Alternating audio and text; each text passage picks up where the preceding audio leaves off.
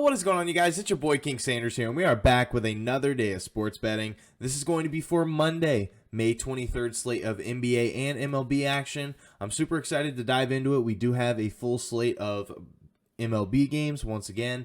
I do think they start a little bit later in the day as of today, but then we do also have the Boston Celtics versus the Miami Heat Game 4, which should be really exciting. I know that the Miami Heat do have a couple little injury concerns. We'll have to kind of see how all that plays out, and even some on the Celtics side of things with some weird injuries in the middle of Game 3. But it doesn't look like it's anything that is going to be super serious, so hopefully everybody is active. Hopefully we do have a very good Game 4. That's as a sports fan, that's what I really hope to see. So without any further ado, I did just want to go ahead and say we are still on the road to 7,000 subscribers. So if you guys are new, make sure you guys do like, comment, subscribe, and turn on that notification bell so you guys know whenever I post. Next, I did just want to go ahead and give a quick shout out here to all of our members here on the channel. Thank you guys so much for everything that you guys do. And thank you guys so much for giving such a small channel such a big chance, as I always say. Next, I did just want to go ahead and address just one last thing. Today should be the last day that you guys do see this editing. I think that my editor does come back from his, coming back into the state of Illinois as of tomorrow. So he should be back. So hopefully everything will be back to normal as of tomorrow. So for right now, it'll be another kind of hodgepodge of editing. But without any further ado, let's go ahead and dive into a recap as of yesterday. We did have a 1-2 day, unfortunately. But, it is what it is. I still liked the plays that we had. All of our stats did back it up. I saw a lot of advantages in a couple of these, and it just didn't end up working out for us. So we'll start with the one that we did end up winning. We did have the Mets money line versus the Rockies, and that one did end up working out for us. I don't really think it was too much of a sweat either. I wasn't able to watch this one. I just kept up with it on my phone, but it didn't look like the Rockies really got too much going. Then we did have the Mavs -2 versus the Warriors, and it was looking actually kind of decent in the first half. At the end of the first half, I think that the Dallas Mavericks were actually leading in the game, but unfortunately, that third quarter, the Warriors just took over, and Andrew Wiggins had like 27, Steph had 31, I think Clay had 20. They just absolutely played fantastic in that third quarter and then closed them out in the fourth. There was really nothing that the Mavericks really could have done. And truthfully, no one from the Mavericks really played terrible besides Reggie Bullock. But other than that, no one really played completely awful. I mean, Luka had like 40 and 10. I know that Jalen Brunson, he had like high 20s. There was a lot of players that did very well for the Dallas Mavericks. It's just, unfortunately, they just weren't able to outstand the Warriors. And when Wiggins is dropping 27, odds are it's going to be very tough for you for anyone really to beat the Warriors if a role player like Andrew Wiggins is dropping 27. I mean, come on now. So that one did not end up working out for us. And then we did have the Brewers -1.5. Wow, boy was I wrong on this play, because the Nationals came out absolutely firing. They literally started off the game red hot, and they kept it going all the way through. They smoked the Brewers. I think the final score was like 8-2. It was not even really close, and the Nationals just really took it and ran away with it. That's, I guess, why this line was -110 odds, because they just knew that the Nationals were going to come out swinging today. So we ended up having a 1-2 day, but hopefully we do bounce back from that today. I do really like all of our plays, so let's go ahead and dive into it. So for our NBA play of the day for the Boston Celtics and the Miami Heat Game 4, we're taking Jason Tatum over 6.5 rebounds at +120 versus Miami. Now, if you take a look at his game logs in this series, he has gotten 6 rebounds, 5 rebounds, and 8 rebounds. So he has only gone over this line one time, I know.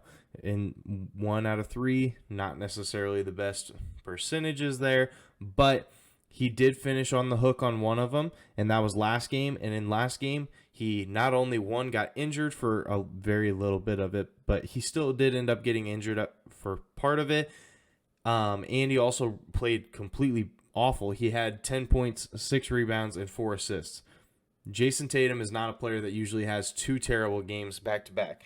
So hopefully he does end up bouncing back for us and getting that 7th rebound. Also at home this year, Jason Tatum is averaging 7.7 rebounds per game. So he is averaging. So if he hits his average, then this should hit. So hopefully it does end up working out for us. Also, this game is set at a 207.5 over under. So it is projected for not a whole lot of points to be scored in this game.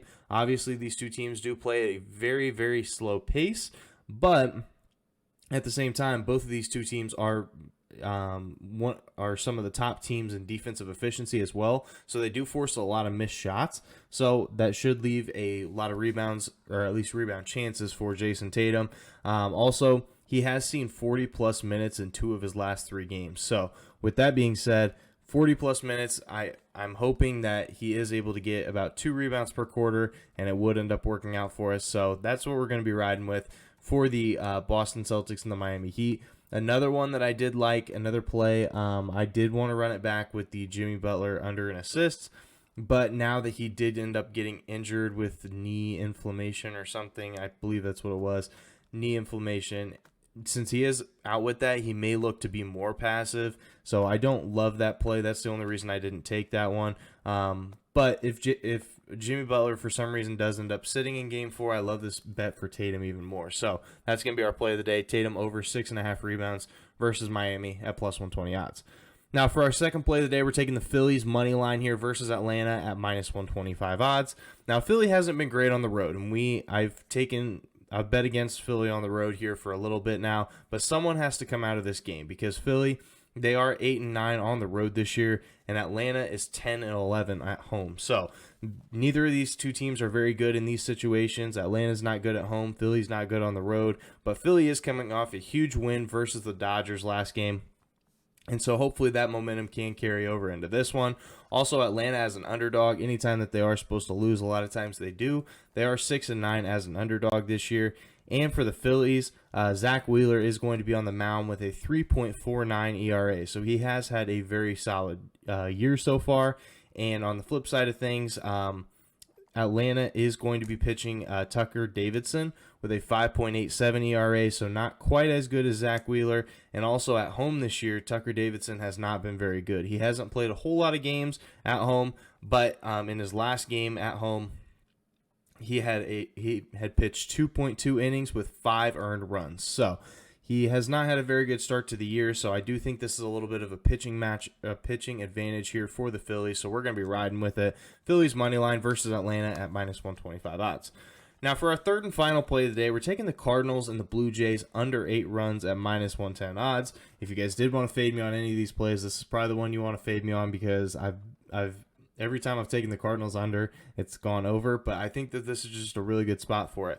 Now, like I said, the Cardinals at home, they are very good to the over. So this is the one stat that is going against my bet. But the Cardinals at home this year, they are 11-6-1 to the over at home. So they are very, very profitable in that aspect. But the Blue Jays on the flip side of things, they're very profitable to the under on the road. They are 11-7-1 to the under on the road. And Toronto, obviously, they did end up having a loss last game versus Cincinnati, and that's a pretty big loss. But after a loss, they are 11-6-1 to the under. So hopefully it does end up working out for us. Also, the Cardinals, after a win, they are 10-10-2 to the under. So it's kind of a wash there, but I think that it has to go one way or the other, and I'm riding with the under.